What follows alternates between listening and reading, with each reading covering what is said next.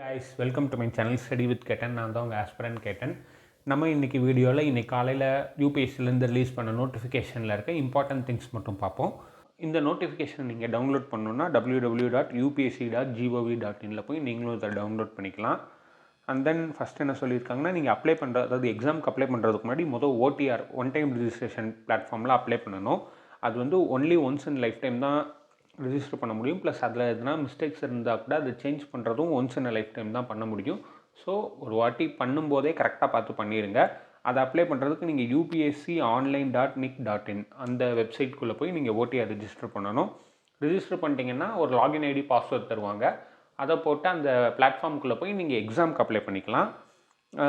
இதை சேஞ்ச் பண்ணுறதுக்கு, அதாவது நீங்கள் OTRல எதனா மிஸ்டேக் பண்ணிட்டீங்க அப்படின்னா சேஞ்ச் பண்ணுறதுக்கு நமக்கு அப்ளிகேஷன் டேட் முடிஞ்சோடனே ஒரு 7 days டைம் தருவாங்க. நீங்கள் அப்போ சேஞ்ச் பண்ணிக்கலாம்.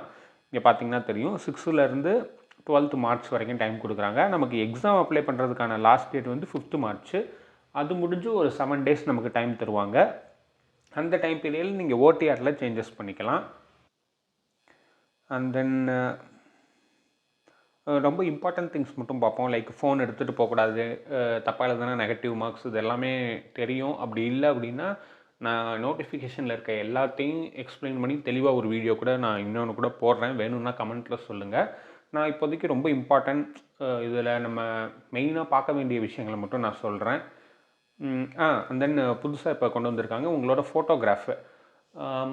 லாஸ்ட்டு 10 daysக்குள்ளே எடுத்த ஃபோட்டோகிராஃப் மாதிரி போஸ்ட் பண்ண சொல்லியிருக்காங்க. இந்த மந்தில் எடுத்திருக்கீங்க அப்படின்னா அதை அப்லோட் பண்ணுங்கள். அப்படி இல்லைனா நாளைக்கு போய் ஒரு ஃபோட்டோஷாப்பில் ஃபோட்டோ ஸ்டூடியோவில் ஒரு ஃபோட்டோ எடுத்துகிட்டு வந்து அப்லோட் பண்ணுங்கள். ஏன்னா நீங்கள் இப்போ என்ன லுக்கில் நீங்கள் ஒரு ஃபோட்டோ தரீங்களோ அதே சேம் லுக்கில் தான் நீங்கள் வந்து prelims exam, mains exam and interview வரைக்கும் சேம் லுக்கை தான் நீங்கள் மெயின்டைன் பண்ணணும். ஸ்பெக்ஸ் போட்டிருந்தாலும் சரி, முஸ்டாச் வச்சுருந்தாலும் சரி, பியர்டு வச்சுருந்தாலும் சரி, நீங்கள் அதே லுக்கை தான் வந்து கடைசி வரைக்கும் மெயின்டைன் பண்ணணும். இங்கே நீங்கள் பியர்டட் லுக்கோட ஃபோட்டோகிராஃப் அப்லோட் பண்ணால் நீங்கள் இன்டர்வியூ வரைக்குமே பியர்டோடு தான் இருக்கணும். இங்கே க்ளீன் ஷேவன், அங்கே க்ளீன் ஷேவன் அப்படி இப்படின்னு மாற்றினா உங்கள் அப்ளிகேஷன் ரிஜெக்ட் ஆகக்கூட வாய்ப்பு இருக்குது. அதனால் வந்து நீங்கள் எதுக்கும் எந்த கெட்டப்பில் நீங்கள் கடைசி வரைக்கும் இருக்க போகிறீங்க, அதாவது இந்த எக்ஸாம் அட்டன் பண்ண போகிறீங்களோ அந்த கெட்டப்பில் போய் ஒரு ஃபோட்டோ எடுத்து அப்லோட் பண்ணுறது ரொம்ப நல்லது. அண்ட் தென் இப்போ புதுசாக நம்ம அப்லோட் பண்ணுற ஃபோட்டோவில் நம்ம ஃபோட்டோக்கு கீழே நேம் அண்ட் டேட், என்றைக்கு அந்த ஃபோட்டோ எடுத்திருக்கு அப்படின்றத புதுசாக ஆட் பண்ண சொல்லியிருக்காங்க. முன்னாடி டிஎன்பிஎஸ்சியில் தான் அப்படி பண்ணுவோம், யூபிஎஸ்சியில் அப்படி பண்ண மாட்டோம். இப்போ யூபிஎஸ்சிலேயும் இதை கொண்டு வந்துட்டாங்க. லைக் OTR கொண்டு வந்த மாதிரி. OTRும் ஃபஸ்ட்டு நம்ம யூபிஎஸ்சியில் இருந்ததில்லை, இப்போ ரீசெண்ட் டைம்ஸில் தான் அதுவும் கொண்டு வந்திருக்காங்க. ஸோ இதை மறக்காமல் பண்ணிடுங்க. இதுதான் வந்து ரொம்ப முக்கியம். இந்த வாட்டி டிஃப்ரெண்ட்டாக இருக்குது. இதை கரெக்டாக பார்த்து பண்ணிக்கங்க. அண்ட் தென் எக்ஸாமுக்கு முன்னாடி 30 minutes ப்ரியராக போயிருங்க எல்லா இடத்துக்கும். உங்களோட எக்ஸாம் சென்டர் எங்கே இருக்குன்றதை முன்னாடி நாளே போய் செக் பண்ணிக்கோங்க. அன்னைக்கு பஸ்ஸு கிடைக்கல, இல்லை போகிறதுக்கு கேப் கிடைக்கல அப்படின்ற பிரச்சனை வர வேணாம். முன்னாடியே ஒரு வாட்டி போய் செக் பண்ணிக்கிட்டிங்கன்னா அதுக்கேற்ற மாதிரி நீங்கள் அரேஞ்ச்மெண்ட்ஸ் பண்ணிக்கலாம். அண்ட் தென் என்னென்ன போஸ்டிங்ஸ் இருக்குது அதெல்லாம் கொடுத்துருக்காங்க. என்ன சர்வீஸ், என்ன கேட்டகிரி வருது அதெல்லாம் இருக்குது. அண்ட் ஃபாலோயிங் சென்டர்ஸில் ரொம்ப முக்கியம். உங்களுக்கு என்ன சென்டர்ஸ் தேவையோ அதை கரெக்டாக பார்த்து, லைக் சென்னைனா சென்னை, கோயம்புத்தூர்னா கோயம்புத்தூர் கரெக்டாக பார்த்து கொடுங்க. மாற்றி கொடுத்துட்டீங்க, இப்போ சென்னை அவசரமாக அப்ளை பண்ணிட்டு வரீங்க, சென்னைக்கு பதிலாக சண்டிகர்னு கிளிக் பண்ணிட்டீங்கன்னா, சென்னைக்கு பதிலாக கோயம்புத்தூர்னு கிளிக் பண்ணால் கூட நீங்கள் போகலாம். சென்னைக்கு பதிலாக சண்டிகர்னு கிளிக் பண்ணிட்டீங்கன்னா அது என்ன ஊர், அது தெரியுமா தெரியாதா, ரொம்ப பிரச்சனை. ஸோ ஒரு வாட்டிக்கு 2 வாட்டி பார்த்து கொடுங்க. எக்ஸாம் சென்டர்னு இல்லை, இதெல்லாம் ரொம்ப முக்கியமான விஷயங்கள். எதை ஃபில் பண்ணுறதா இருந்தாலுமே ஒரு வாட்டி ஃபில் பண்ணிட்டு செக் பண்ணிட்டு அதுக்கப்புறம் ஓகே கொடுங்க. டக்குன்னு வேகமாக பண்ண வேணாம்.